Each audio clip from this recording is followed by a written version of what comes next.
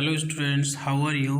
Welcome to online social study classes of New Saint Stephen Public School, Unit 3, Awal Kheda Agra by Dinesh Kumar Srivastav.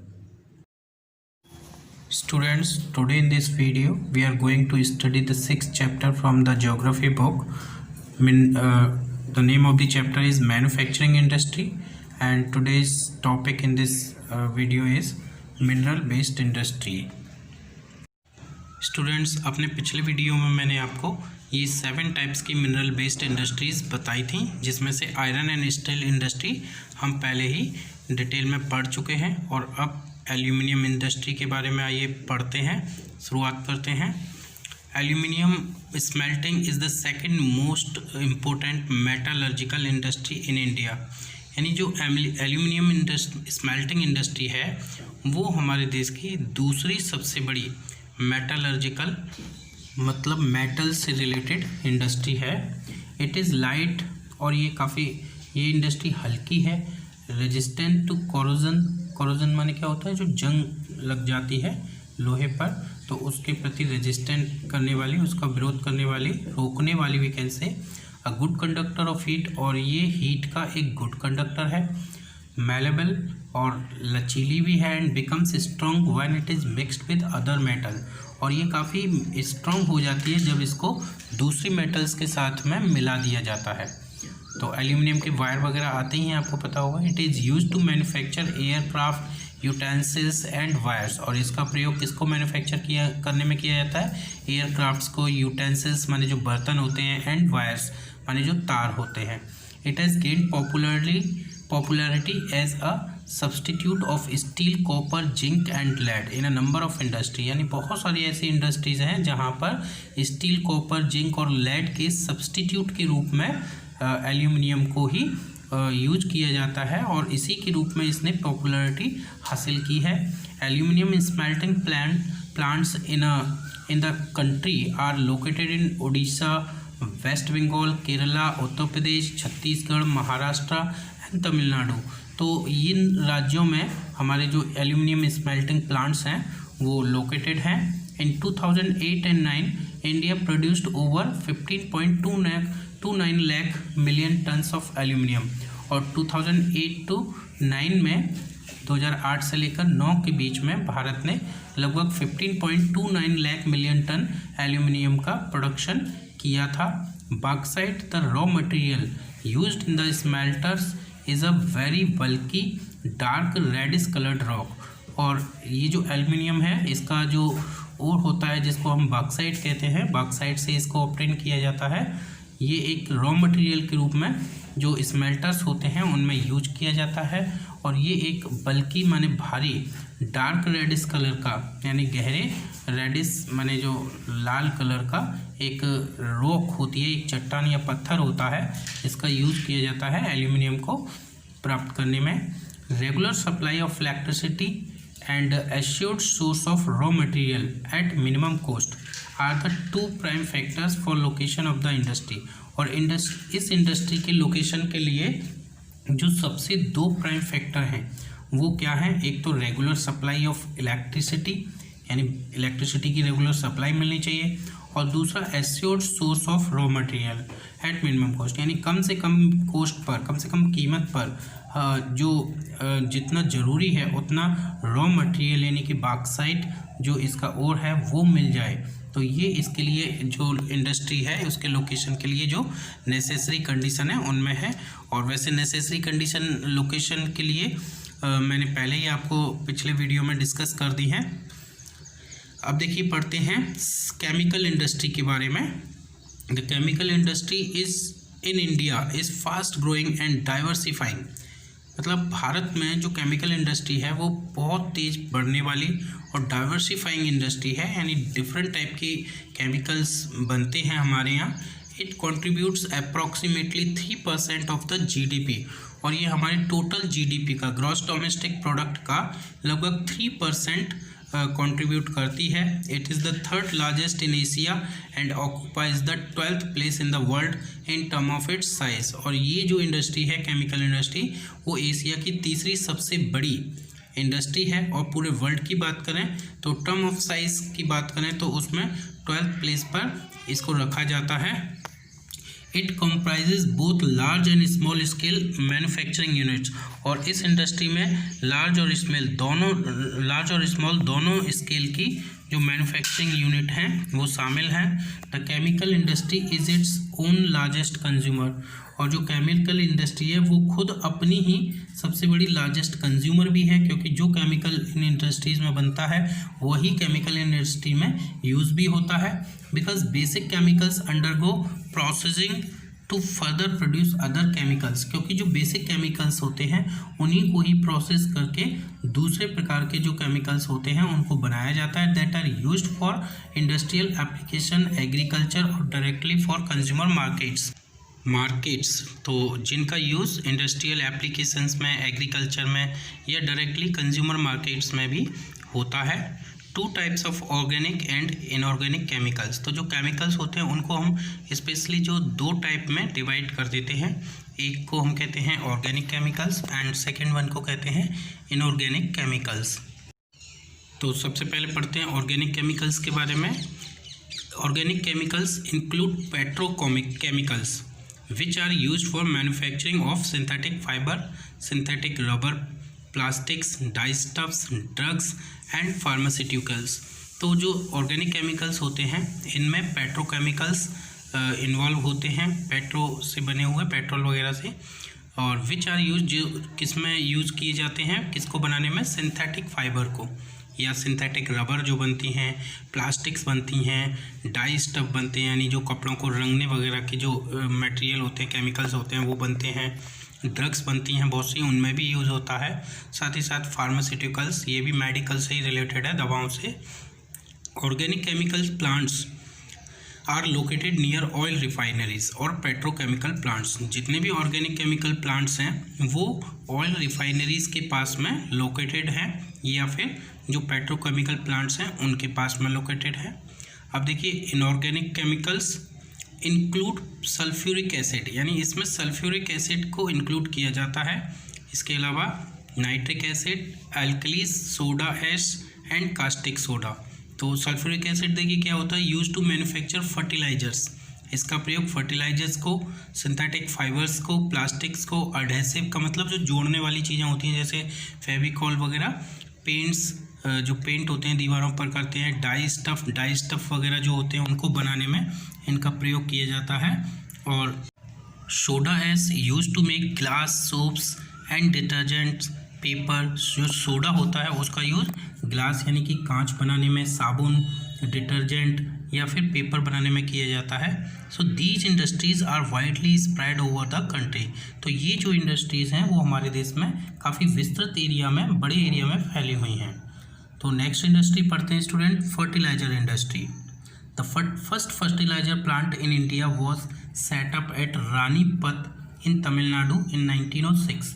तो जब सबसे पहला fertiliser plant जो था, जो भारत में इस्टेब्लिश किया गया था, वो 1906 में तमिलनाडु के रानीपत में किया गया था। The fertiliser industry is centred around the production of nitrogenous fertiliser. जो भी फर्टिलाइजर इंडस्ट्री हैं वो स्पेशली उन एरियाज़ में सेंटर्ड हैं, उन क्षेत्रों में केंद्रित हैं जहाँ पर नाइट्रोजीनस फर्टिलाइजर्स का प्रोडक्शन होता है। At present there are 10 public sector. आज के समय में बात करें तो लगभग 10 ऐसे पब्लिक सेक्टर हैं, पब्लिक सेक्टर की इंडस्ट्री हैं, अंडरटेकिंग्स हैं, एंड 1 इन कोऑपरेटिव सेक्टर, और एक कोऑपरेटिव सेक्टर की है एट हजीरा इन गुजरात के हजीरा में, under the fertiliser corporation of India, जो कि फर्टिलाइजर कॉरपोरेशन ऑफ इंडिया के अंडर में वर्क करती है। तो ये 10 पब्लिक सेक्टर और एक कोऑपरेटिव सेक्टर को मिला के लगभग 11 सेक्टर ऐसे हैं जो इस फर्टिलाइजर इंडस्ट्री के लिए वर्क करते हैं। तो फर्टिलाइजर की इंडस्ट्री के डिस्ट्रीब्यूशन के बारे में अगर बात करें तो Gujarat, Tamil Nadu, Uttar Pradesh, Punjab and Kerala produce more than half of the total fertiliser production in India. यानी भारत में टोटल जो प्रोडक्शन होता है फर्टिलाइजर का, उसका लगभग हाफ से भी ज़्यादा इन राज्यों में होता है अकेले, गुजरात, तमिलनाडु, उत्तर प्रदेश, पंजाब और केरला में। Andhra Pradesh and Karnataka are the other important producer. तो आंध्र प्रदेश और कर्नाटका ये दूसरे महत्वपूर्ण प्रोड्यूसर हैं फर्टिलाइजर के। Because of easy availability of natural gas the fertiliser industry is widely spread in the country. तो सबसे बड़ी बात है कि हमारे यहाँ जो नेचुरल गैस है वो ईजी अवेलेबल है और इसीलिए जो फर्टिलाइजर इंडस्ट्री है वो हमारे देश में वाइडली स्प्रेड है। तो अब बात करते हैं प्रोडक्शन की। India produces about 1 million tons of nitrogenous, 4 million tons of phosphoric and 1.7 million tons of potassic fertiliser. तो अलग अलग टाइप के फर्टिलाइजर्स होते हैं, तो उसमें नाइट्रोजिनस फर्टिलाइजर लगभग 1 मिलियन टन प्रोडक्शन होता है और फॉस्फोटिक जो फर्टिलाइजर है उसका 4 मिलियन टन और पोटेसिक जो फर्टिलाइजर है उसका 1.7 मिलियन टन प्रोडक्शन इंडिया के द्वारा होता है। The country is required to import potassium from abroad.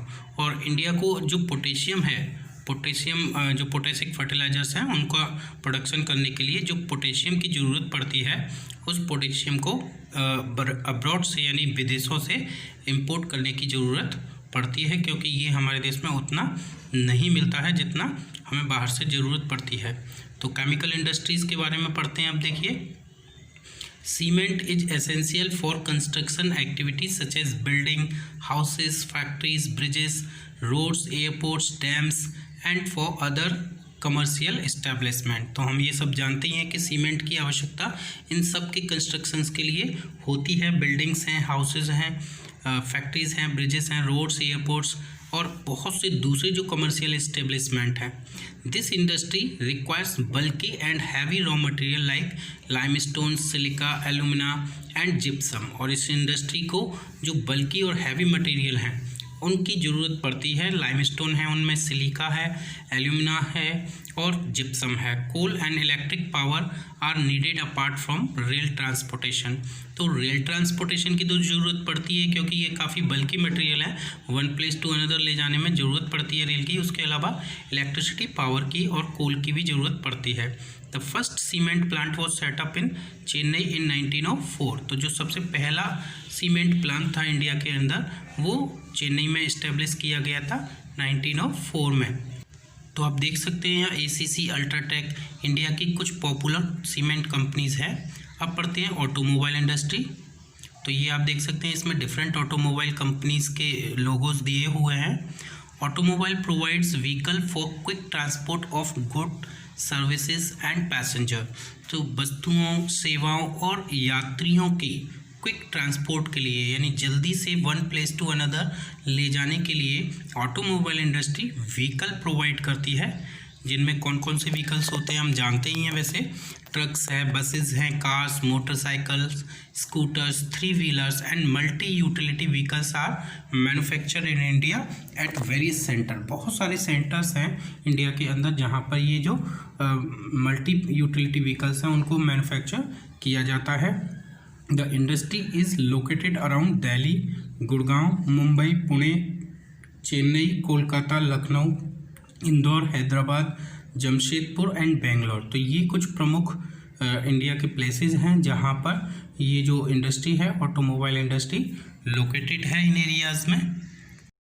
तो अब पढ़ते हैं information technology and electronics industry. So the continued growth in the hardware and software is the key to the success of IT industry। तो हमारे IT industry की जो success है वो स्पेशली जो लगातार जो ग्रोथ हुई है हार्डवेयर और सॉफ्टवेयर में उसकी वजह से है। तो ये जो इंडस्ट्री है इंफॉर्मेशन टेक्नोलॉजी की और इलेक्ट्रॉनिक्स की जो इंडस्ट्री है वो हमारे देश के लिए बहुत ही महत्वपूर्ण इंडस्ट्री आज के दौर की बन गई है। तो देखिए किस तरह के डिफरेंट टाइप्स के वर्क आप पिक्चर में देख सकते हैं इस इंडस्ट्रीज़ में होते हैं। देखिए आगे पढ़ते हैं। The electronic industry covers a wide range of products from transistor sets to television, telephone, cellular telecom, pagers, telephone exchange, radars, computers and many other equipment required by the telecommunication industry. तो जो electronic industry है इसमें बहुत बड़ी range में products आते हैं। यहाँ पर छोटे से एक ट्रांजिस्टर से लेकर के बड़े टेलीविज़न तक और ये जितने भी मैंने अभी आपको बताया टेलीफोन है, सेलुलर टेलीकॉम है, कंप्यूटर भी हैं, इवन ये सारे इसमें शामिल होते हैं और इनके अलावा भी बहुत सारे जो दूसरे इक्विपमेंट्स हैं जो टेलीकम्युनिकेशन इंडस्ट्री की ज़रूरत होते हैं वो भी इस इंडस्ट्री में आते हैं। Bangalore has emerged as the electronic capital of India, और बेंगलोर इंडिया की एक इलेक्ट्रॉनिक कैपिटल के रूप में इमर्ज हुई है। यानी जो बेंगलोर है वो एक ऐसा सिटी है जो कि इलेक्ट्रॉनिक कैपिटल इंडिया की कहलाता है। सबसे ज़्यादा इलेक्ट्रॉनिक का वर्क बेंगलोर में होता है। Other important centre for electronic goods are, जो दूसरे इम्पोर्टेंट सेंटर हैं जहाँ पर इलेक्ट्रॉनिक गुड्स को मैन्युफैक्चर किया जाता है उनमें मुंबई है, दिल्ली है, हैदराबाद है, पुणे है, चेन्नई, कोलकाता, लखनऊ और कोयम्बटूर है। By 2010 and 11 STPI means Software Technology Parks of India have come up across 46 locations at different centers of India। तो इंडिया के बहुत सारे डिफरेंट सेंटर्स पर लगभग 46 लोकेशंस पर जो सॉफ्टवेयर टेक्नोलॉजी पार्क्स हैं वो अब बन चुके हैं, जो 2010 और 11 के डेटा के अकॉर्डिंग। तो बहुत सारे ऐसी जगह हैं जहाँ पर 46 सॉफ्टवेयर टेक्नोलॉजी पार्क है। ये वो स्टेट ही है, वो डिस्ट्रिक्ट ही हैं जिनको सॉफ्टवेयर टेक्नोलॉजी पार्क बोला जाता है। आगे हम मैप में देखेंगे। A major impact of this industry has been on employment generation, और इस इंडस्ट्री का जो एक बहुत ही मेजर इम्पैक्ट है वो किस पर है, एम्प्लॉयमेंट जनरेशन में। यानी इस इंडस्ट्री ने बहुत सारा एम्प्लॉयमेंट को क्रिएट किया है, बहुत सारे लोगों को इस इंडस्ट्री में एम्प्लॉयमेंट मिला है, जो बेरोजगार थे उनको रोजगार मिला है। It is encouraging to know that 30% of the people employed in this sector are women. और सबसे इनकरेजिंग बात इस सेक्टर की ये है कि जो टोटल इसमें लोग इन्वॉल्व हैं उसका लगभग 30% जो पीपल हैं वो इस सेक्टर में विमेन हैं, महिलाएं हैं। तो ये इस सेक्टर की या इस इंडस्ट्री की एक सबसे बड़ी कह सकते हैं कि अचीवमेंट है कि इसने महिलाओं को बहुत ज़्यादा प्रमोट किया है, महिलाओं को इसमें बहुत ज़्यादा जो एम्प्लॉयमेंट है उसको मिलने का जो अवसर है, जो चांस है वो उनको मिला है।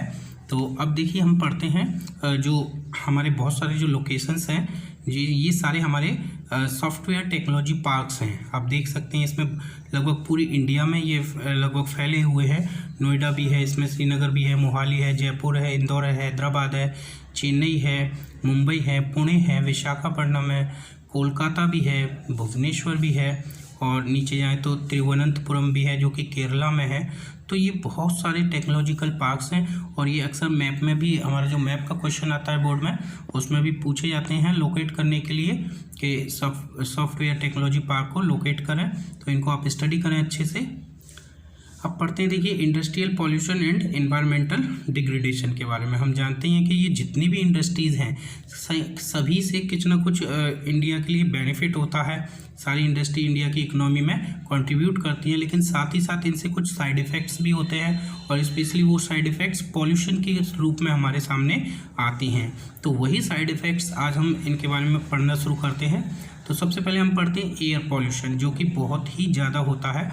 Air pollution is caused by the omission of CO2, carbon monoxide, sulphur dioxide. जितनी भी इंडस्ट्रीज़ हैं उनमें जो भी केमिकल्स वगैरह यूज किए जाते हैं तो उनसे परिणाम स्वरूप CO2, carbon monoxide, sulphur dioxide जैसी जो जहरीली कह सकते हैं, हम इनको पॉइजनस गैसेस कह सकते हैं, जो कि हमारे एनवायरनमेंट के लिए बिल्कुल भी महत्वपूर्ण नहीं है, या महत्वपूर्ण होंगी लेकिन वो हमारे जीवन के लिए महत्वपूर्ण नहीं है। तो इन गैसेस का एमिशन होता है, वो निकलती हैं। Chimneys of the industries produce heat leading to global warming and greenhouse effect. और जो इंडस्ट्रीज़ में जो चिमनी लगाई जाती हैं उनसे लगातार हीट निकलती रहती है, और जो ग्लोबल वार्मिंग का एक परिणाम ग्लोबल वार्मिंग के रूप में परिणाम होती है, और साथ ही साथ ग्रीन हाउस इफेक्ट के रूप में भी उसका एक दुष्परिणाम सामने आता है। Use of CFC in various industrial products depletes ozone layer which filters ultraviolet rays of the sun. बहुत सारी इंडस्ट्रियल प्रोडक्ट्स हैं जिनमें CFC का यूज किया जाता है, और इसकी वजह से जो हमारी ओजोन लेयर है ना, जो हमारी सन रेज से, सन की जो अल्ट्रावायलेट रेज हैं उनको फिल्टर करके हमारी अर्थ तक पहुंचाती है।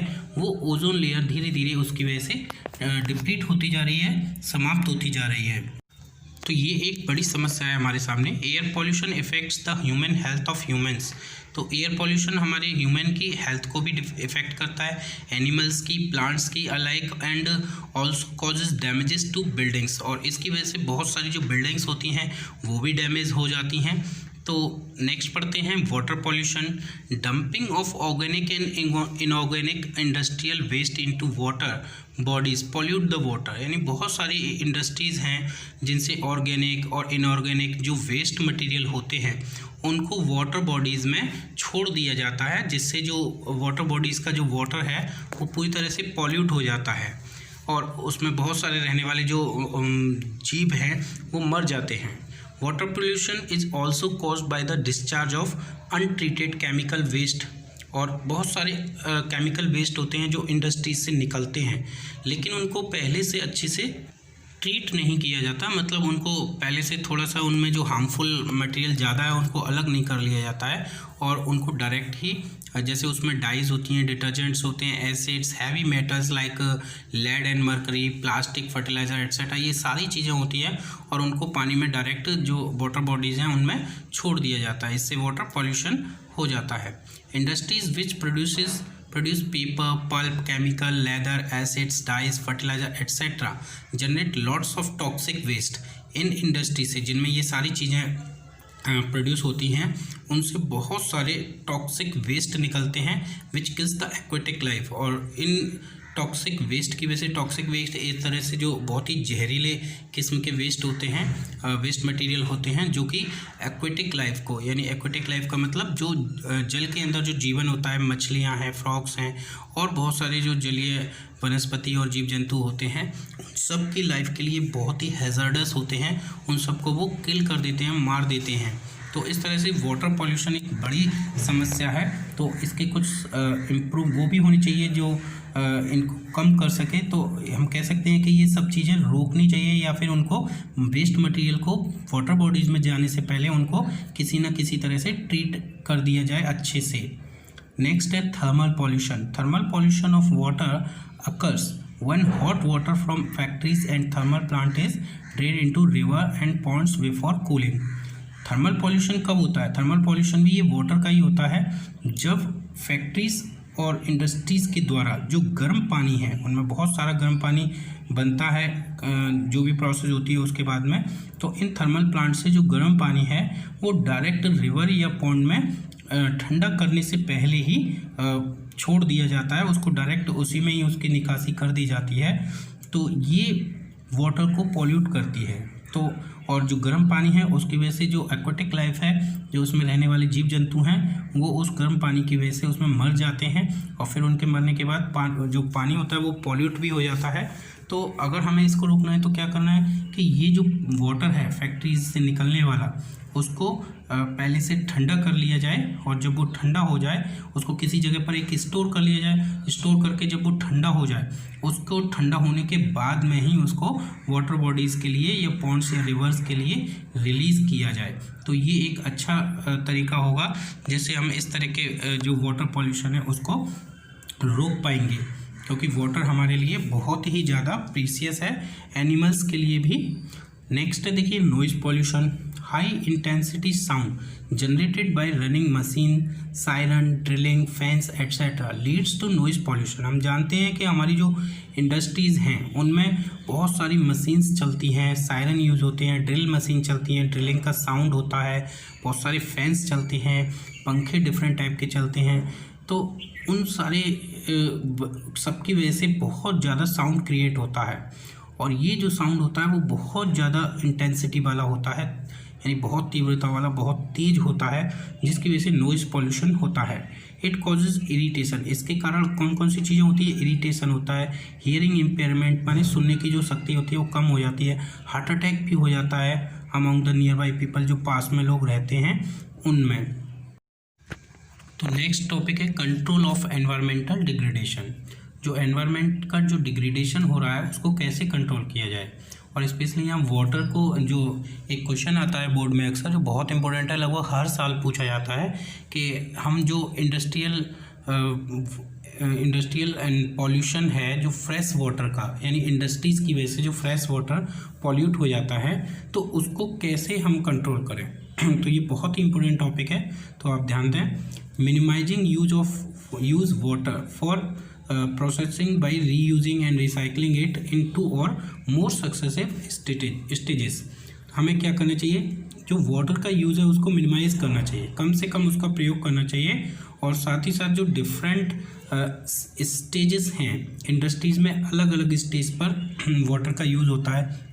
और इंडस्ट्रीज़ में क्या किया जाता है ऐसा कि एक स्टेज पर वाटर जो यूज़ हुआ उसको फिर वेस्ट वाटर के रूप में बाहर छोड़ दिया जाता है, रिवर्स में या पॉन्ड्स में।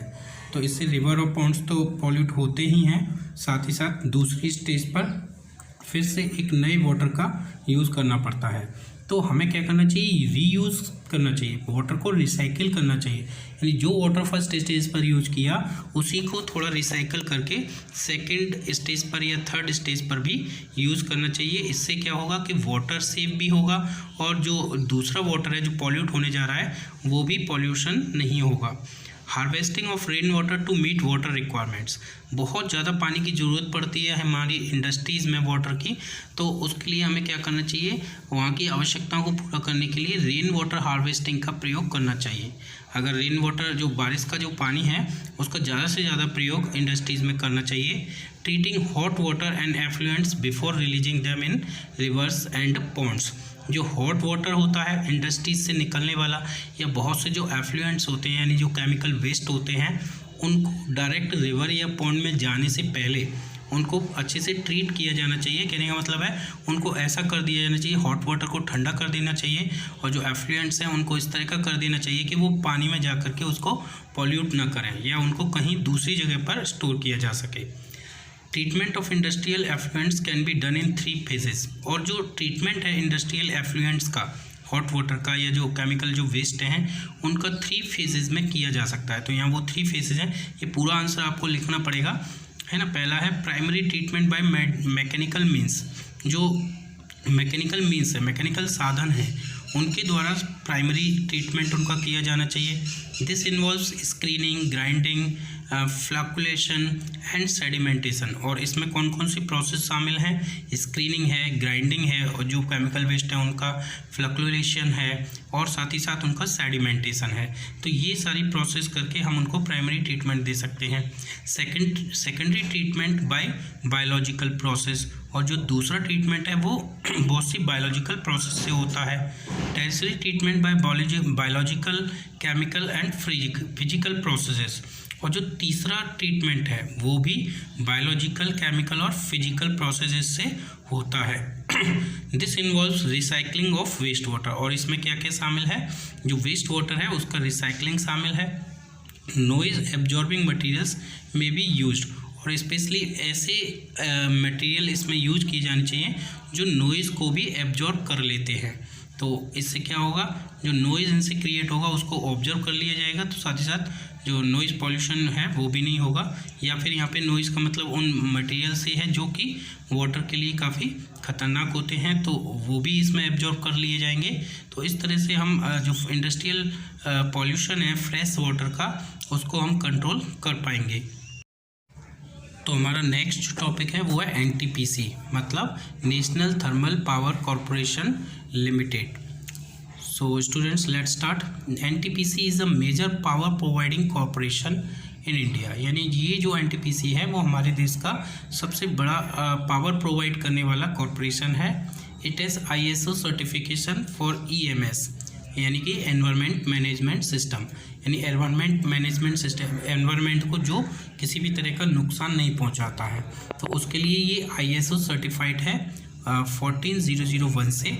The corporation has a proactive approach for preserving the natural environment, और इस कॉरपोरेशन की नेचुरल एनवायरनमेंट को प्रिजर्व करने के लिए प्रोएक्टिव अप्रोच है। एंड रिसोर्स लाइक वाटर, और वाटर जैसे रिसोर्सेज को प्रोटेक्ट करने की, ऑयल है, गैस है, एंड दूसरे जो फ्यूल्स हैं in places where it is setting up power plants, जहाँ पर भी ये अपना जो पावर प्लांट्स है वो सेटअप कर रहा है, उन जगहों पर ये उन सारे प्रोटेक्टिव मेजर्स को अपनाता है। This has been possible through, और ये सब चीज़ जो पॉसिबल हुई है वो किसकी वजह से हुई है, हम देख सकते हैं optimum utilisation of equipment, adopting latest techniques and upgrading existing equipment. जो ज़्यादा से ज़्यादा यूटिलाइजेशन माने प्रयोग है इक्विपमेंट का, ऐसे इक्विपमेंट का जो अडॉप्ट किया है इसने लेटेस्ट टेक्निक से जो भरे हुए हैं और अपग्रेड किए हुए हैं जो वर्तमान समय में जो इक्विपमेंट है। और दूसरा minimising waste generation by maximising ash utilisation. जो वेस्ट जनरेशन है, जो भी वेस्ट इनसे निकलता है उसको मिनिमाइज करके, और साथ ही साथ जो एश है यानी जो राख वगैरह जो निकलती है उसका मैक्सिमम यूटिलाइजेशन करके, यानी उसको ज़्यादा से ज़्यादा यूज करके। Providing green belts for nurturing ecological balance. जो नर्चरिंग इकोलॉजिकल बैलेंस है यानी कि जो बढ़ता हुआ पनपता हुआ जो इकोलॉजिकल बैलेंस है उसको ग्रीन बेल्ट्स भी ये प्रोवाइड करता है। And addressing the question of special purpose vehicle for afforestation. और एफॉरेस्टेशन के लिए जो एड्रेस करता है, जो स्पेशल पर्पज व्हीकल हैं उनके क्वेश्चन को भी ये एड्रेस करता है कि ऐसे व्हीकल्स का यूज किया जाए जो कि एफॉरेस्टेशन के लिए फ़ायदेमंद हों।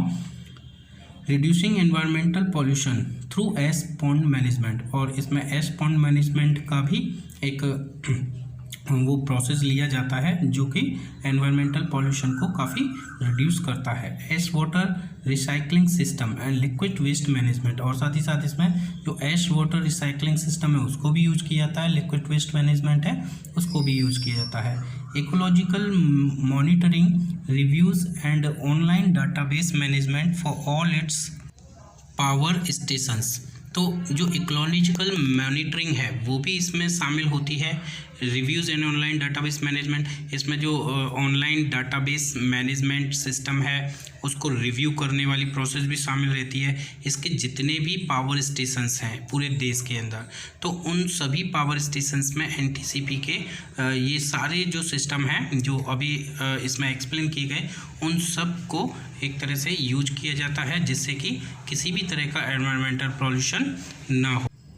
तो स्टूडेंट्स, यहाँ हमारा ये पूरा चैप्टर कंप्लीट हो गया है और ये बहुत ही इम्पोर्टेंट और इंटरेस्टिंग चैप्टर था। इसमें बहुत सारी नॉलेज हमको मिली। और अगर आपको फिर भी कोई किसी भी तरह का टॉपिक हो, कोई डाउट हो जिसके बारे में पूछना हो, तो आप मुझे व्हाट्सएप ग्रुप पर सेंड कर सकते हैं और इसको हम डिटेल में व्हाट्सएप पर डिस्कस भी करेंगे।